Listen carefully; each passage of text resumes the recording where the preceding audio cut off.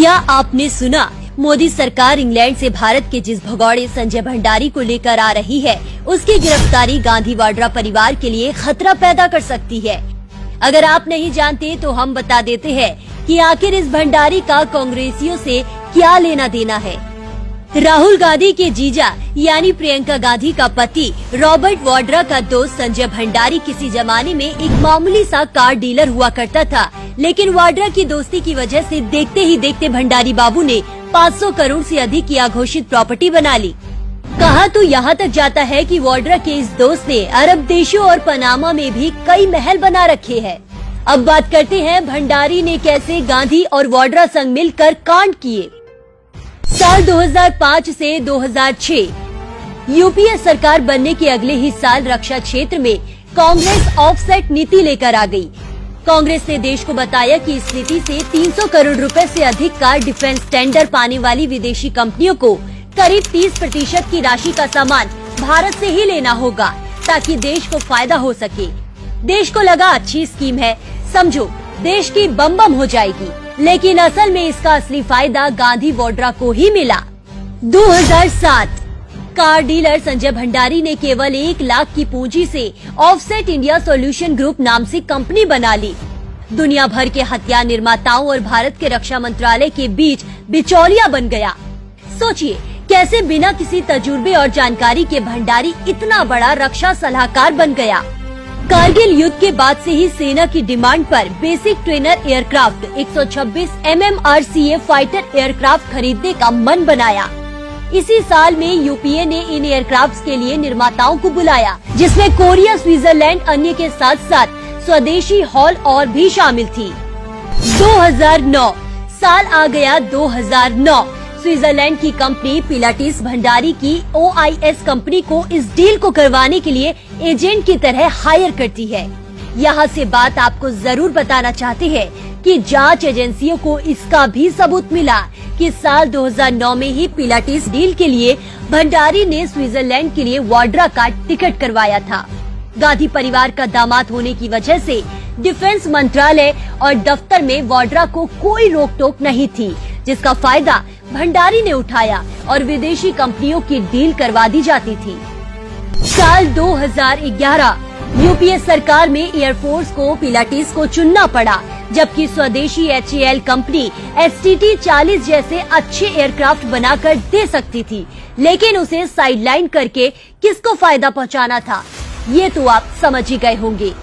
हालांकि इस कांड के बीच बवाल तब मच गया जब टेंडर प्रोसेस में शामिल कोरियन कंपनी कोरिया एरोस्पेस ने हल्ला करते हुए कहा कि स्विट्जरलैंड की कंपनी टेंडर की शर्तें पूरी नहीं करती, इसीलिए उसे कॉन्ट्रैक्ट कैसे दिया जा सकता है। मामले पर मिट्टी डालने के लिए डील को थोड़े समय के लिए रोक दिया गया।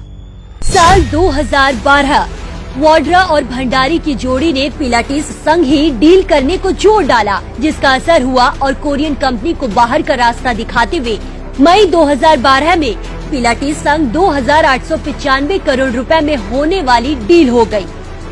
एक बात और जान लीजिए, ये डील होना तय था क्योंकि एजेंसियों का मानना था कि भंडारी 2009 में ही वाड्रा को घूस के रूप में लंदन के महंगे एरिया में आलीशान घर दे चुका था, जिसकी तब कीमत 19 करोड़ रुपए के करीब थी। और 2010 में खुद भंडारी ने पिलाटिस से कमीशन के तौर पर करीब 1 मिलियन स्विस करेंसी ली थी। जांच एजेंसियों का मानना है कि वाड्रा ने घूस लेकर भंडारी की मदद की थी। ऐसे ही नाजायज प्रॉपर्टी का गिफ्ट लेकर वाड्रा ने विदेशी कंपनियों के साथ ONGC की 6,744 करोड़ रुपए की डील करवाने में भंडारी की मदद की थी। उसी साल 2012 में वायुसेना ने राफेल या तो यूरोफाइटर खरीदने को मंजूरी दी थी। जैसे कि हमने पहले बताया कि वायुसेना को फाइटर जेट की जरूरत थी, तो इसमें भी भंडारी वाड्रा के लालच ने कैसे देश को नुकसान पहुंचाया। फाइटर जेट की खरीदी के लिए फ्रांसीसी कंपनी दसॉल्ट के साथ बात चल रही थी। ऑफसेट के लिए दसॉल्ट मुकेश अंबानी की रिलायंस एयरस्पेस OIS, संजय भंडारी की OIS को छोड़कर मुकेश अंबानी की रिलायंस एरोस्पेस को कॉन्ट्रैक्ट देने के लिए चुना। हालांकि HAL भी डील का हिस्सा बन सकती थी, लेकिन सोनिया की रिपोर्ट सरकार ने उसकी सिफारिश न करके भंडारी की कंपनी के सिर पर हाथ रखा। लेकिन दसौल्त की मनाही से वाड्रा का दिल टूट गया होगा, जिसका परिणाम ये हुआ कि यूपीए सरकार ने दसौल्त की डील ही कैंसिल कर दी। जांच के अनुसार सोनिया गांधी के दामाद वाड्रा को फायदा देने के लिए यूरोफाइटर के साथ लगातार बातचीत होती रही ताकि ऑफसेट का धंधा मिल सके। सोचिए, देश के डिफेंस सेक्टर के साथ छेड़छाड़ की गई ताकि कांग्रेसी दामाद वाड्रा और उसके खास भंडारी को फायदा मिल सके। लेकिन इन सब के चक्कर में वायुसेना को फाइटर जेट में इतनी देर हुई, जिससे देश लगातार पिछड़ रहा था।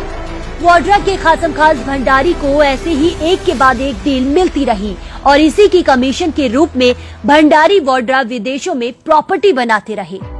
2014 साल बदला और सरकार भी बदली। देश में मोदी सरकार के रूप में दमदार सरकार आई। संजय भंडारी की OIS ने दसौल्त को फिर से कांटेक्ट किया, क्योंकि तब तक रक्षा क्षेत्र में मुकेश अंबानी वाली रिलायंस अपना काम बंद कर चुकी थी। लेकिन फिर एक बार OIS के साथ काम करने को दसौल्त ने मना कर दिया। 2016 रातों रात मल्टी करोड़ की कंपनी बन जाने की वजह से भंडारी की कंपनी OIS जांच एजेंसियों की रडार पर थी।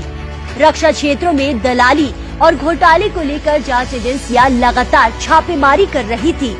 जांच के दौरान घोटाले के तार संजय भंडारी से जुड़ते चले गए। आयकर विभाग की जांच में भी पता चला कि कांग्रेस सरकार के समय भंडारी ने रक्षा विभाग और आर्मी से जुड़े गोपनीय और महत्वपूर्ण कागजों को डिफेंस कॉन्ट्रैक्टरों तक पहुंचाया करता था। एजेंसियों को वाड्रा और भंडारी की बातचीत वाले ईमेल भी भंडारी के ही ऑफिस से मिले। वो साल 2016 था जब देश को वाड्रा की लंदन वाले फ्लैट का पता चला। ऐसे दागी को मोदी सरकार ने डिफेंस डील के लिए बैन कर दिया और उस पर कार्रवाई शुरू हुई।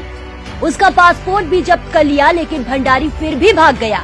सोचिए, आखिर किसने उसकी मदद की होगी, जिसके बाद भंडारी लगभग गायब हो गया। कुछ समय बाद उसके लंदन में होने का पता चला। 2020 15 जुलाई 2020 में पता चला कि वो इंग्लैंड में था, जिसे वहाँ की पुलिस ने अरेस्ट कर लिया था। बस फिर क्या था, उसे भारत लाने की कोशिशें शुरू हो गयी। 2022 आखिरकार 7 नवंबर को वो दिन आ गया जब भंडारी को वापस भारत लाने की मंजूरी मिल गई। संजय भंडारी के भारत आ जाने से ऐसे कई और राज और घोटाले सामने आएंगे, जिसके चलते जांच एजेंसियां रॉबर्ट वाड्रा के खिलाफ मनी लॉन्ड्रिंग के सबूत मिल जाएंगे, जिससे उसका जेल में जाना मुमकिन हो पाएगा। इसीलिए संजय भंडारी का भारत आना डूबती हुई कांग्रेस के लिए और भी ज्यादा खतरनाक हो जाएगा।